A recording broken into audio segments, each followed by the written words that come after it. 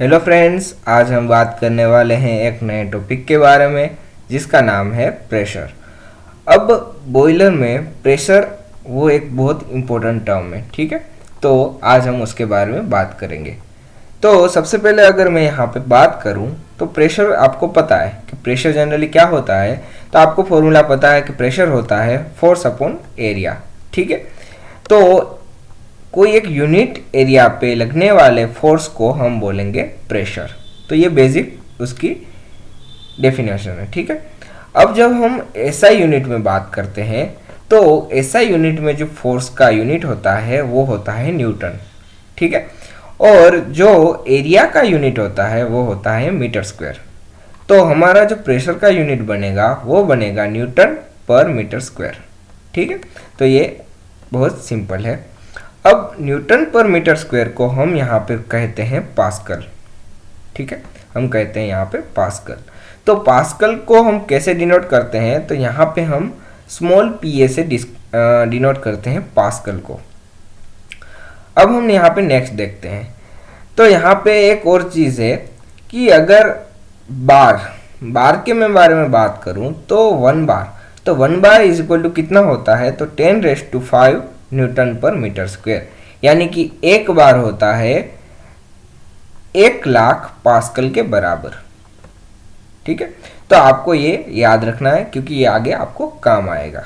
अब हम नेक्स्ट देखते हैं कि जब हम, आपको पता है कि जो फोर्स होता है वो होता है m इंटू जी। m यानी मास एंड g यानी ग्रेविटी या फिर एक्सेलरेशन ऑफ ग्रेविटी या ग्रेविटेशनल एक्सेलरेशन, ठीक है। तो m इंटू जी होता है इज इक्वल टू फोर्स। अब यहाँ पे जब हम यहाँ पे प्रेशर के बारे में बात करते हैं तो यहाँ पे MKS सिस्टम में या फिर CGS सिस्टम में अगर हम बात करें तो फोर्स का यहाँ पे हम यूनिट लेते हैं, वो लेते हैं kg, ठीक है। हम यहाँ पे एक्सेलरेशन ऑफ ग्रेविटी या फिर ग्रेविटेशनल एक्सेलरेशन को यहाँ पे काउंट नहीं करते। तो यहाँ पे जो फोर्स का यूनिट है वो है kg। ऐसे ही यहाँ पे अगर मैं बात करूँ तो एरिया का जो यूनिट है वो यहाँ पे है सेंटीमीटर स्क्वायर, ठीक है। तो हम यहाँ पे प्रेशर का यूनिट बनाएं तो प्रेशर का यूनिट होगा kg पर सेंटीमीटर स्क्वायर। यहाँ पे हम g काउंट नहीं करते, ठीक है। ग्रेविटेशनल एक्सेलरेशन हम यहाँ पे काउंट नहीं करते, इसलिए यहाँ पे m तो पता है kg है, इनटू यहाँ पे g आना चाहिए, पर g यहाँ पे हम काउंट नहीं करते। तो इसको हम डिनोट करते हैं ATA से। तो जनरली आप अगर किसी भी कंपनी या प्लांट में जाएंगे तो ज़्यादातर जो यहाँ पे प्रेशर का यूनिट रहता है वो रहता है kg पर सेंटीमीटर स्क्वायर रहता है, ठीक है। अब हम थोड़ा आगे बढ़ते हैं, पर यहाँ पे एक नोट है, तो नोट आपको ध्यान से देखना है। देखिए, फोर्स का हमने आपको बताया कि फोर्स होता है, force is equal to m into g. यहाँ पे m है मास है और ग्रेविटेशनल एक्सेलरेशन है वो है g, ठीक है।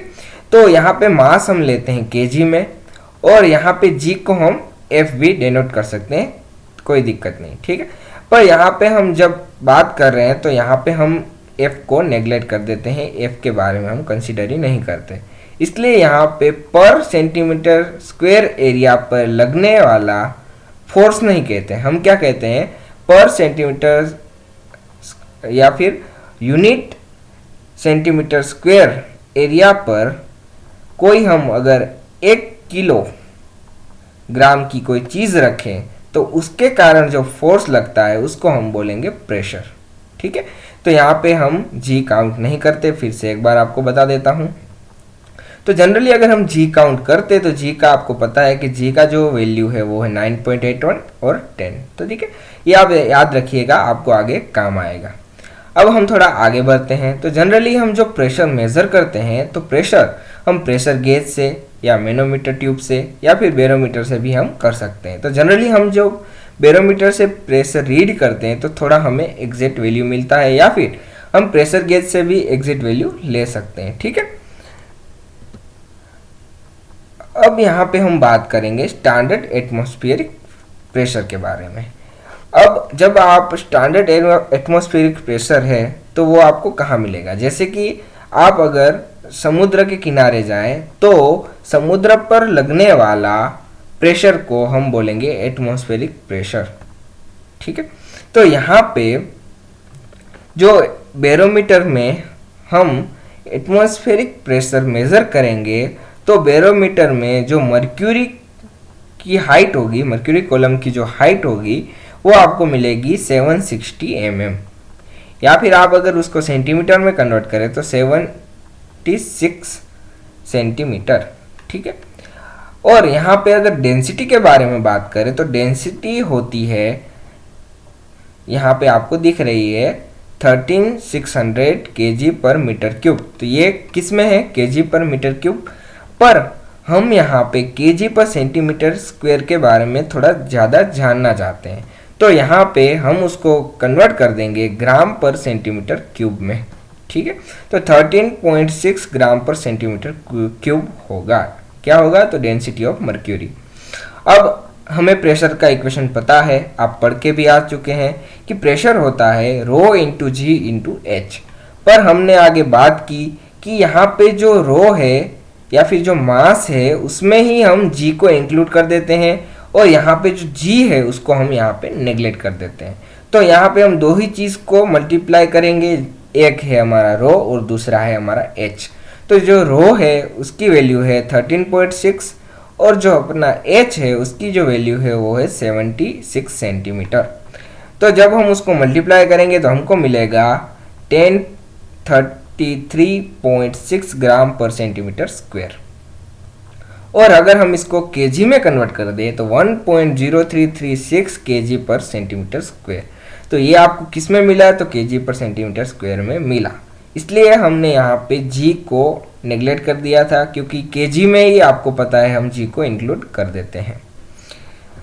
अब हम नेक्स्ट देखते हैं कि हमने आगे देखा था कि 1 एटमॉस्फेरिक प्रेशर कितना होता है, तो हमने उसको कन्वर्ट किया, आपको यहाँ पे पता है हमने 1 एटमॉस्फेरिक प्रेशर को कन्वर्ट कर दिया, किस में कन्वर्ट कर दिया, केजी पर सेंटीमीटर स्क्वायर में।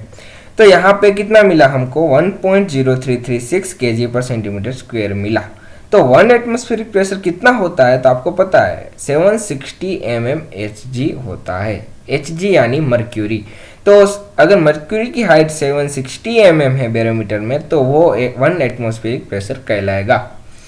तो ऐसे ही अगर यहाँ पे बात करें तो 1 kg पर सेंटीमीटर स्क्वायर वो कितना mmHg होगा, तो इसको आप इसके नीचे ले जाइए। तो 1 kg पर centimetre square is equal to 760 mm divided by 1.0336, तो आपको यहाँ पे मिलेगा 735.6 mmHg। ठीक है, तो आपको 180 mm में भी मर्क्यूरी कॉलम की हाइट मिल गई और यहाँ पे 1 kg पर सेंटीमीटर स्क्वायर में भी मर्क्यूरी कॉलम की हाइट मिल गई। अब जब हम एसआई यूनिट में आते हैं, एसआई सिस्टम में आते हैं, तो 1 एटमॉस्फेरिक इज इक्वल टू या फिर atmospheric pressure is equal to होता है 101325 पास्कल। ठीक है, तो कितना होता है, तो 101325 पास्कल होता है। तो आपको पता है कि पास्कल को अगर हम बार में कन्वर्ट करना चाहते हैं तो हम डिवाइड करेंगे 1 लाख से। तो हम 1 लाख से अगर डिवाइड कर दिए तो यहाँ से 1 2 3 4 5 यहाँ पे पॉइंट आएगा, तो बनेगा 1.01325 बार। ठीक है, तो यहाँ पे आपको दोनों मिल गए, एटमॉस्फेरिक प्रेशर भी मिल गया और आपको यहाँ पे बार भी मिल गया। अब हम थोड़ा आगे बढ़ते हैं, तो यहाँ पे है 1 kg पर centimetre square is equal to होगा 9.81 मल्टीप्लाई 10⁴ पास्कल। अब ये कैसे होता है, तो आपको पता है, देखिए अब हम क्या करते हैं, तो यहाँ पे जो kg पर सेंटीमीटर स्क्वायर अपना जो प्रेशर का यूनिट था वो आपको पता है वो थोड़ा गलत था। गलत क्यों था, क्योंकि हमने यहाँ पे g को मल्टीप्लाई ही नहीं किया था। तो अब हम क्या करते हैं, तो हम यहाँ पे g को मल्टीप्लाई करते हैं। देखिए यहाँ पे kg पर सेंटीमीटर स्क्वायर है, उसमें अगर हम g या फिर f को मल्टीप्लाई कर देते हैं तो 1 kg पर सेंटीमीटर स्क्वायर है, इसलिए यहाँ पे आएगा 1 इंटू यहाँ पे f की वैल्यू है 9.81 इज इक्वल टू 9.81 kg पर सेंटीमीटर स्क्वायर इंटू f का जो यूनिट है वो होगा मीटर पर सेंटीमीटर स्क्वायर, क्योंकि वो ग्रेविटेशनल एक्सेलरेशन है। ठीक है, तो यहाँ पे अगर आप फाइंड करें तो 9.81 मल्टीप्लाई बाय 10 रेस्ट टू 4